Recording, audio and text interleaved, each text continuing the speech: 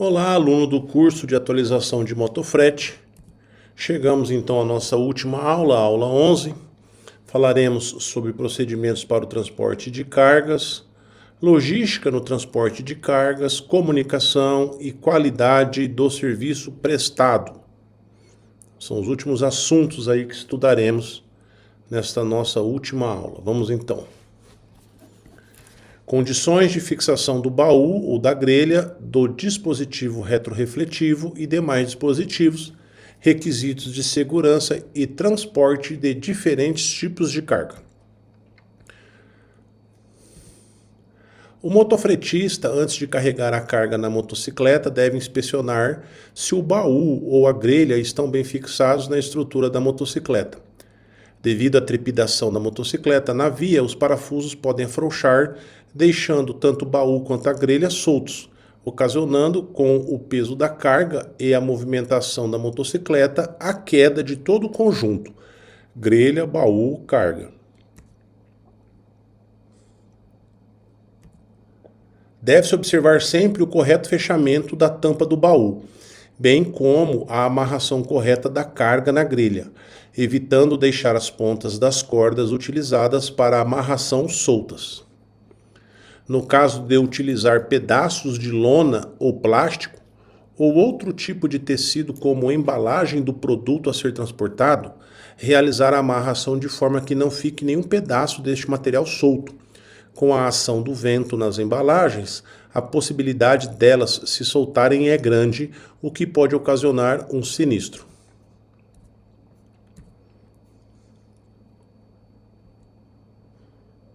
Observar os adesivos retrorefletivos do baú.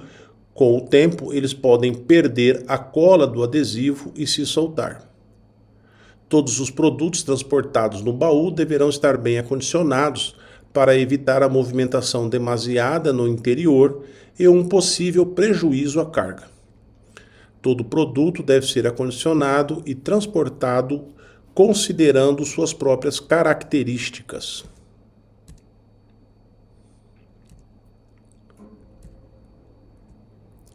Não transporte no mesmo baú produtos diferenciados, como alimentos misturados a produtos químicos, tinta, cola, medicamentos, etc. É indicado utilizar um baú para cada segmento ou tipo de produto, evitando contaminações ou avarias. Mantenha o baú higienizado. Não transporte no baú seus bens pessoais, casaco, roupa, marmita, etc.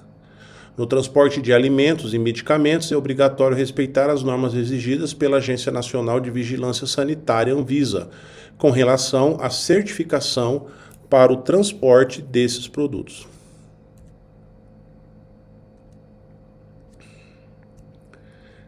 Caso seja utilizado baú térmico, deve-se verificar as normas de uso e também é preciso conferir o treinamento de higienização.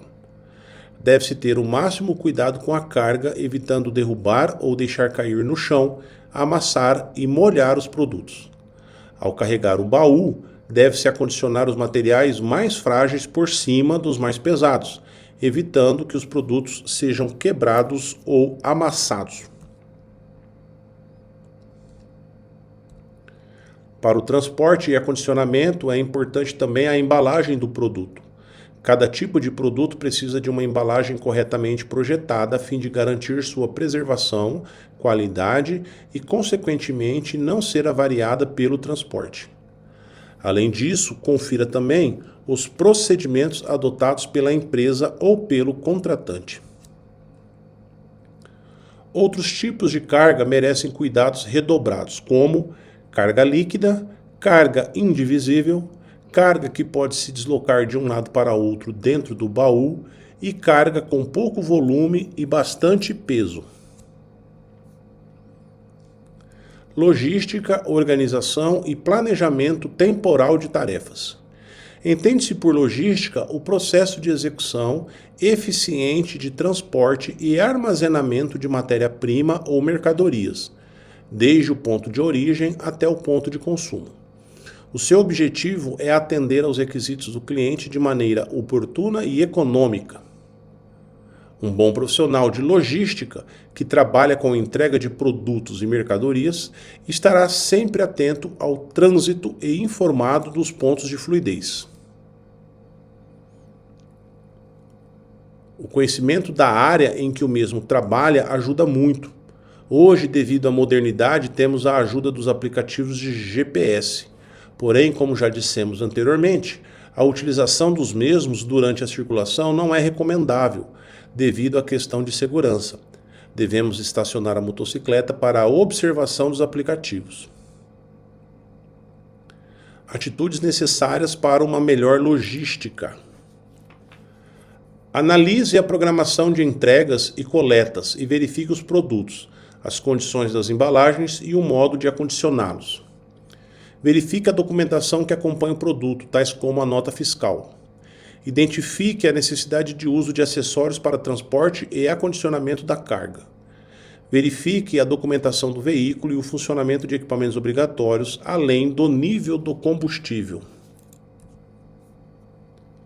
Utilização da planta da cidade para elaboração de rotas otimizadas e alternativas.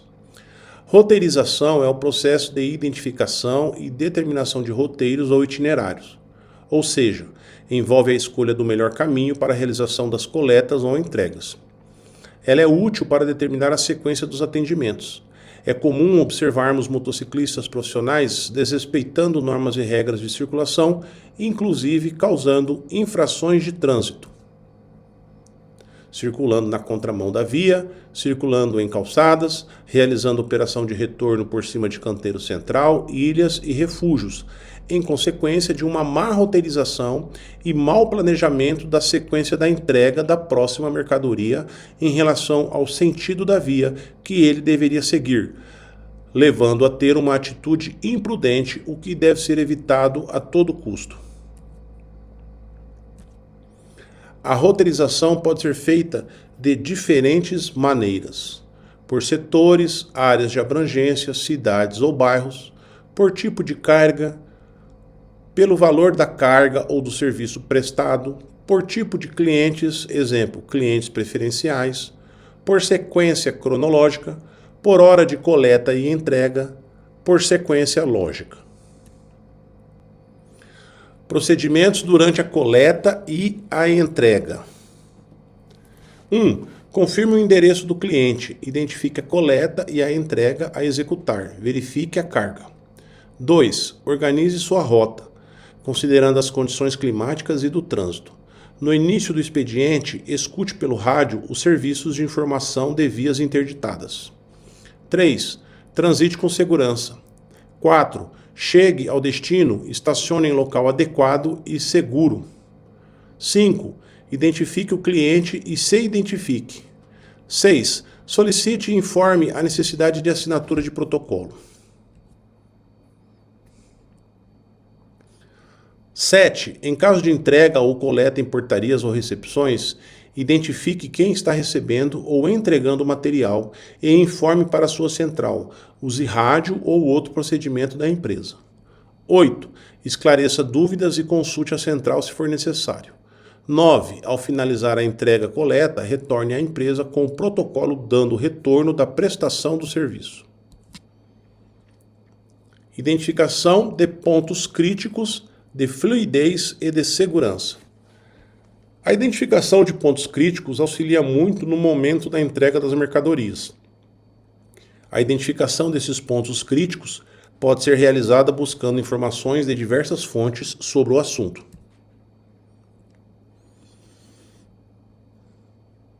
1. Programas matinais de rádio. Os primeiros da manhã sempre fornecem quais as vias interditadas no dia.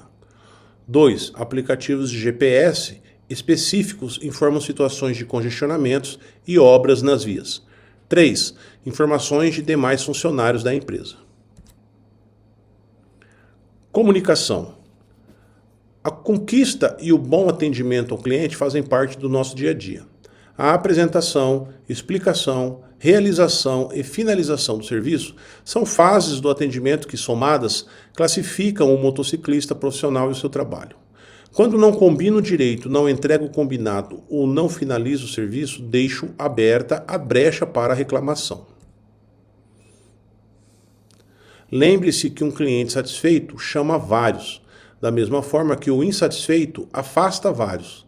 A base de um ótimo atendimento é a comunicação e para isso precisamos saber que a comunicação não é o que se diz, mas é tudo aquilo que o outro compreendeu do que foi dito. Ou seja, quanto maior a compreensão de nosso propósito, mais eficaz será a comunicação estabelecida.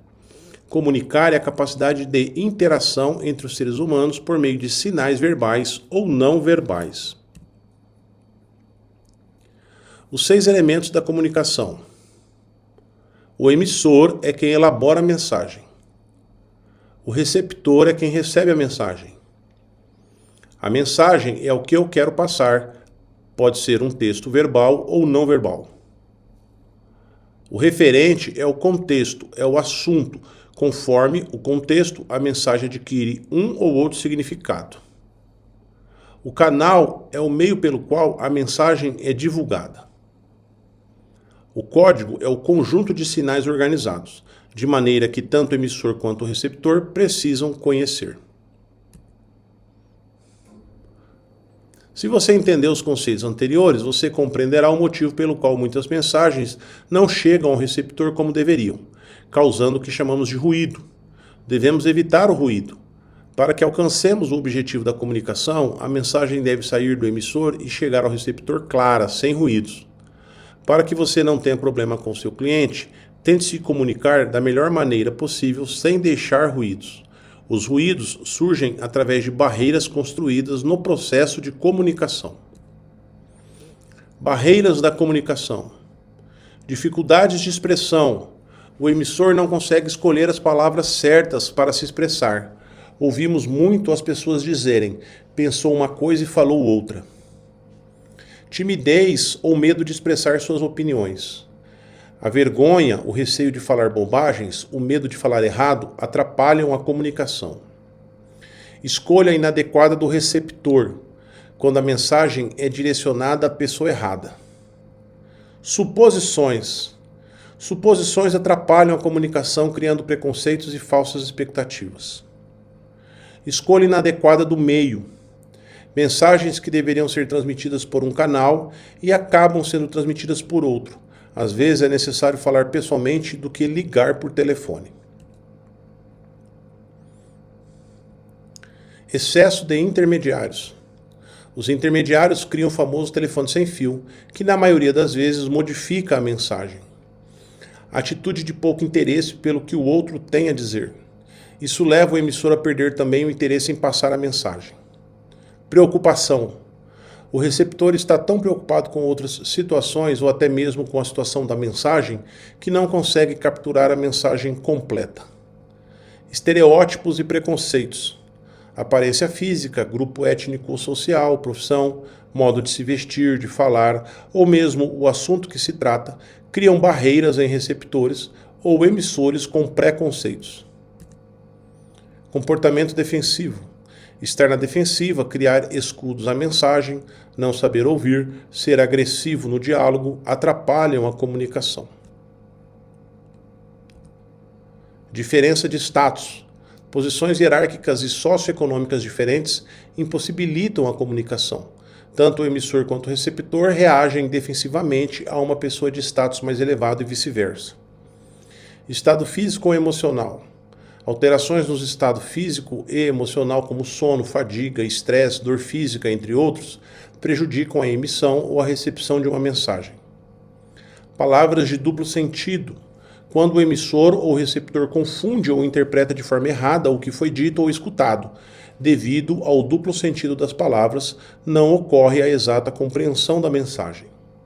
Palavras técnicas. Quando a mensagem é transmitida utilizando-se termos técnicos específicos desconhecidos ao receptor, ocorre o ruído na comunicação. Diferenças de percepção. Uma situação pode significar um grande problema para uns ou até uma solução para outros. Depende de como cada um vê. A percepção diferente atrapalha a comunicação. Para atender o cliente com qualidade, o motociclista deve controlar suas emoções, ser claro ao comunicar algo a seus colegas e clientes, Certificar-se de que a outra pessoa entendeu o que você disse. Saber administrar conflitos. Ser cidadão ético em suas atitudes e comportamentos. Conflitos. O que fazer? Conflitos, frustrações e expectativas não alcançadas acontecem em qualquer relacionamento. Essas situações ocorrerão em seu trabalho também. Quando ocorre um problema, um cliente insatisfeito reclamando, criando uma situação desconfortável para ambos, o que fazer? Perguntas em caso de conflito. O que eu não posso fazer? O que o cliente quer? O que o cliente quer? Ser ouvido, ser tratado com respeito e seriedade, que o problema seja resolvido imediatamente. O que não posso fazer? Prometer e não cumprir. Nunca discuta com o cliente. Deixar de dar o retorno. Indiferenças e atitudes indelicadas. Técnicas no atendimento. 1. Sorria e mantenha um bom humor. Uma atitude positiva facilita a comunicação. 2. Coloque-se no lugar do cliente. Assim você poderá compreendê-lo melhor. 3. Diga por favor e obrigado ao pedir informações. 4. Use o nome do cliente ou da pessoa tratando por senhor ou senhora. 5. Mostre interesse pelas necessidades do cliente. 6. Explique suas razões quando tiver que dizer não a um pedido. 7. Diga ao cliente quais são suas opções. Escolha de trajetos econômicos e seguros. Quando seu chefe ou um cliente solicita uma viagem, a roteirização deve ser feita de imediato, para que não haja atrasos nas entregas. Para isso, a escolha do trajeto mais curto torna-se prioridade. O seu chefe deve confiar no trabalho do profissional. Pode-se utilizar aplicativos de mapas para facilitar o trabalho da localização. Porém, como já dissemos anteriormente, é perigoso a utilização desses aplicativos durante o deslocamento com a motocicleta. Lembre-se que a atenção deve estar focada na via, nos demais usuários, nos veículos que trafegam na via, na motocicleta e na carga que transporta. São muitas situações a serem observadas para ter que desviar a atenção do mapa apresentado pelo aplicativo do celular. Use o aplicativo antes de iniciar o deslocamento. Limpeza e manutenção do veículo. Em relação à manutenção do veículo, já apresentamos todas as atitudes corretas e esperadas pelo motociclista profissional. Manutenção preventiva e verificação diária dos itens obrigatórios. Como a motocicleta é utilizada praticamente todo dia e por muitas horas, é importante verificar e manter sob controle o tempo de vida útil das peças. É recomendado o acompanhamento da vida útil das peças pela quilometragem e não pelo tempo médio de uso. Quando se faz o controle pelo tempo, se leva em consideração que a motocicleta roda uma média que é muito aquém da média que uma motocicleta utilizada nesse tipo de trabalho faz. Em relação à limpeza do veículo, podemos dizer que a higiene da motocicleta e do profissional faz parte da imagem da qualidade do serviço. O seu instrumento de trabalho, o seu local de trabalho, diz muito de quem você é. Devemos lavar a motocicleta no mínimo uma vez por semana, não deixar escorrer óleo nem graxa das suas partes móveis e que precisam de lubrificação, observar as condições das pedaleiras, banco e laterais da motocicleta, cuidar da higiene, se possível tomar banho 2 vezes ao dia, no início dos expedientes da manhã e da tarde, e manter o capacete higienizado como já ensinamos. Prudência na transposição de obstáculos. A prudência na transposição de obstáculos está ligada à velocidade e à atenção que conduz o meu veículo. Se estou desatento ou em uma velocidade acima da recomendada, a possibilidade de não observar obstáculos à frente, como buracos na via, pavimentos irregulares, lombadas, depressões ou outras situações de alteração da via aumentam.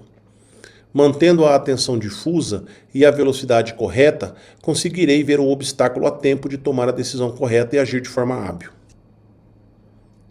Respeito, educação, atenção, simpatia, paciência, honestidade, responsabilidade, pontualidade.